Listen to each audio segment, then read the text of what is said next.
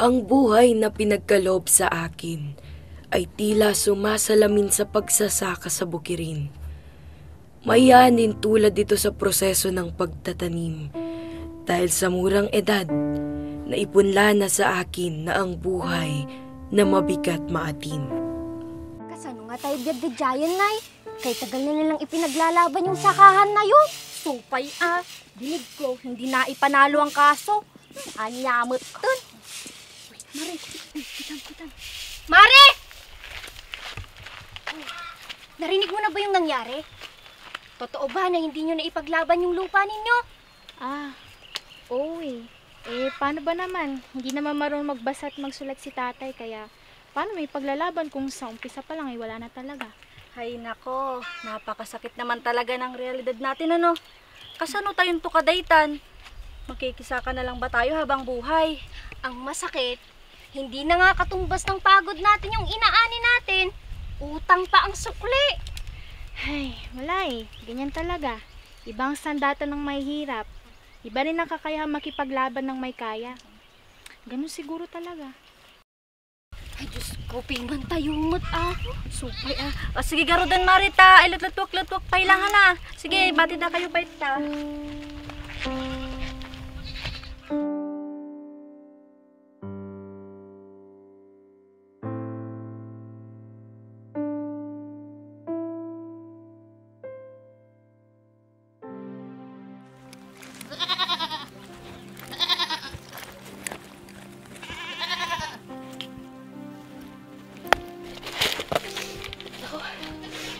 Gamit ni Miguel.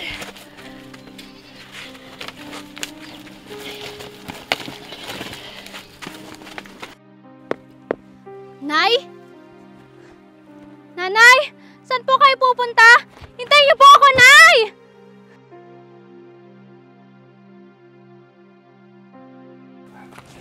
Nanay? Saan po kayo galing? Bakit hindi niyo man lang ako inintay makalapit kanina? Si Kuya Miguel po. Asan po siya? Kasama na siya ng tita mo, doon na siya mamamala. Ano po? Pero bakit? Paano kalagayan niya doon? Sinong titingin sa kanya? Hindi ko na kayo kayang buhayin na. Pasensya. Nay naman Bukod sa wala naman tayong natatanggap na suporta galing sa magaling mong ama, nakarampot na lang yung kinikita ko sa pagsasaka. Nag-iisa na nga lang yung kapatid ko. Bakit mo pa nilayo?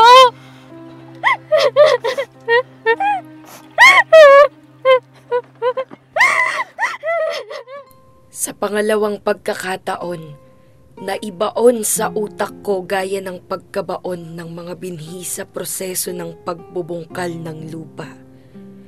Na tunay ngang mahirap maging mahirap dahil hindi lamang lupa ang hindi mo pag-aari. Maging ang galak kasama ang pamilya ay unti-unting mapapawi. Ganun man ang buhay na nakasanayan. Nagpatuloy pa rin ako sa pagsusumikap kahit malabong mapasa akin ang nauna kong pangarap. Tila kasabay ng pagbaon ng punla sa lupa ang pagkalugmok ng kagustuhan kong maging guro. Hindi man nakapag-aral ay patuloy ko na lang pinagyabong kung ano ang meron ako. Hanggang sa hindi ko na malayang ako'y nagdadalaga na rin pala. Lumalaki kasabay ng madaming punla sa lupang sinasakahan. Ngunit kaya ng mga palayan, hindi ko akalaing mangangailangan din pala ako ng abono na siyang tutulong sa aking paglago.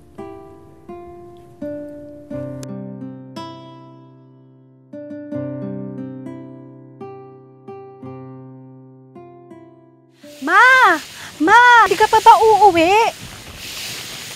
Ay nako Lolita, baka sa susunod di ba na ang sinusundo mo ha? Nak, yan yung sinasabi ko sa'yo. Yan yung anak ng kumari ko. Masipag yan. Maglino mabait. Saan ka pa, nak? Ay naku ma, ayan na naman tayo eh. Umuwi na nga tayo. Ay sige na, tapusin natin to.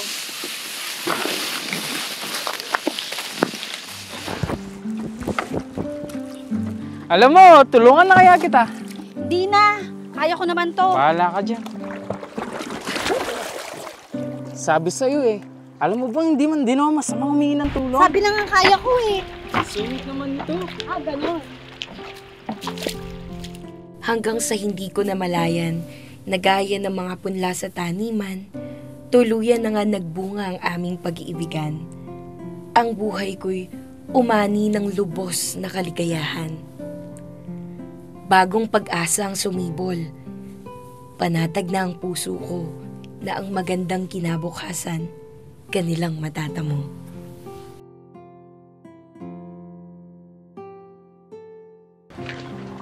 Ma! Andito na si Papa!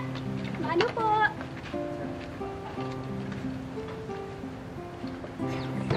Mukhang mabango yan ah. Mukhang matatanggal naman yung pagod ko nito. Nako, bolero ka talaga. Pa, alam mo, naka-perfect ako sa quiz! Talaga ba?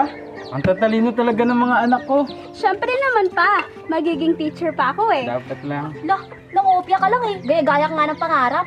O tama na, mag-aaway na naman kayo niyan. Naku ma, yan si ate, my crush. Totoo ba yun? Hindi totoo yun ma. Ikaw talaga ang pinagsasabi mo, no? Tsaka, hello, siya ang may gusto sa akin. Wow pa, ang hangin. Malamang, nasa bukid tayo. Ate, kahit wala tayo sa bukid, mahangin ka talaga. Anong magagawa ko? Maganda ako. O tama na, pareho kayong mahangin at maganda. Okay na? Kayo talagang dalawa. Basta lagi niyong tandaan ha. Tutuparin natin yung mga pangarap nyo. Kahit tamnan ko pa ng palay ang buong Pilipinas. Ikaw talaga, Papa. Kain na. Kain na tayo, kain na tayo na.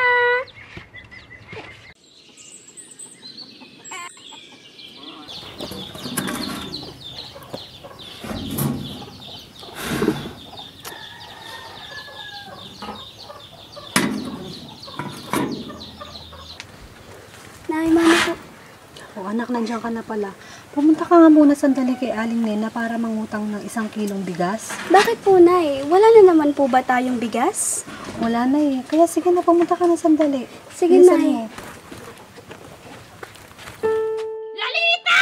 Lalita! Hi! Hoy, Lolita! Anong pizza na? Lalita! Lumabas ka dyan! Yung bayad mo! Sa susunod pang hali-hali. Siguraduhin mo lang na may kita ang pananim, ha? Palagi na lang bukas-bukas! Paulit-ulit na lang! O ano na? Akala mo yata sa inyo na ang lupa eh. Baka nakakalimutan mo na nangungupahan ka lang. Pasensya na po. Ayusin na lang po na. Pasensya. Siguraduhin mo yan, ha? Tara na nga! Wala naman tayong mapapala sa mga pesting to! Hindi ko inakala na ang unos palang paparating ay hindi lamang isang bagyo na kayang sumira ng pananim. Ngunit sa pagkakataong ito, parang ako ang sumisimbolo sa pananim, sapagkat nang dumating ang bagyo ay nawasak ako kasabay ng pagkawala ng yabong ng bunga na matagal kong inalagaan.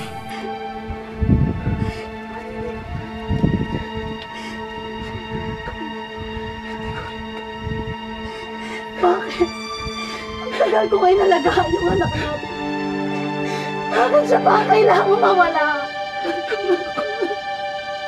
Bakit ba kailangan mangyari sa atin to? Kahit gano'ng kahirap ang buhay, pinilit natin sa itabuyan. Tapos sa isang iglap lang kukunin lang siya natin.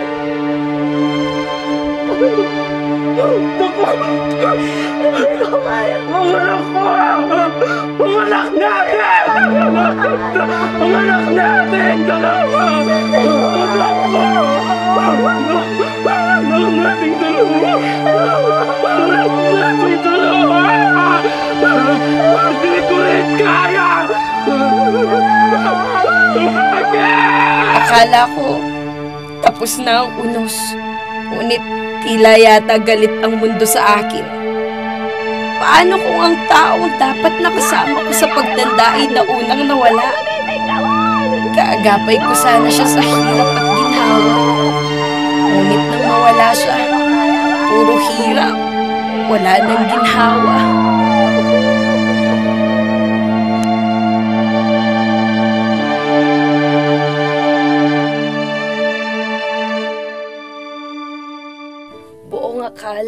ay hindi na ako makakabangon nang tuluyang mawala ang punla ng buhay ko. Hindi masukat ang pighatit sakit bukod sa tanong na ano at paano ako magsisimula. Dahil sa proyektong Split or Support to Parcellization of Lands for Individual Titling ng Department of Agrarian Reform or DAR, natupad na ang matagal ng pangarap ng ating mga magsasakang magkaroon ng sarili at individual na titulo ng lupa. Ang Split Project ay naglalayong hatiin ang mga Collective Certificate of Land Ownership Award o CCLOA at ipamahagi bilang individual na titulo sa bawat kwalipikadong agrarian reform beneficiary.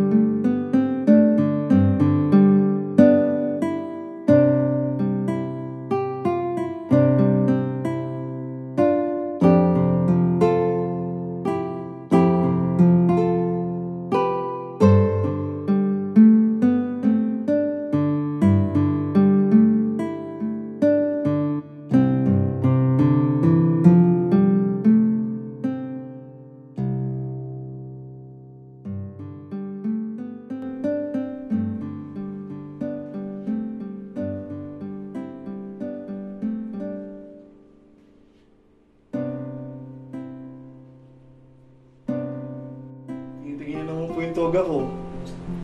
Di ba kayo makapaniwala magiging teacher na ako, Lola? O may naalala na naman po kayo? Naku, wala. Masaya lang ako para sa'yo, Apo. Basta pagkatapos ko pong graduate, dadating yung araw magmamano po ako sa inyo bago pumasok ng eskwela. Kasi po ito na yung Lola. Ito na po yung bunga ng lahat ng mga paghihirap niyo. Oo nga. Sa wakas, nagbunga rin, Apo. O siya, paplansyahin ko muna tong toga mo at baka mahuli ka pa sa graduation mo. Sige po, Lola.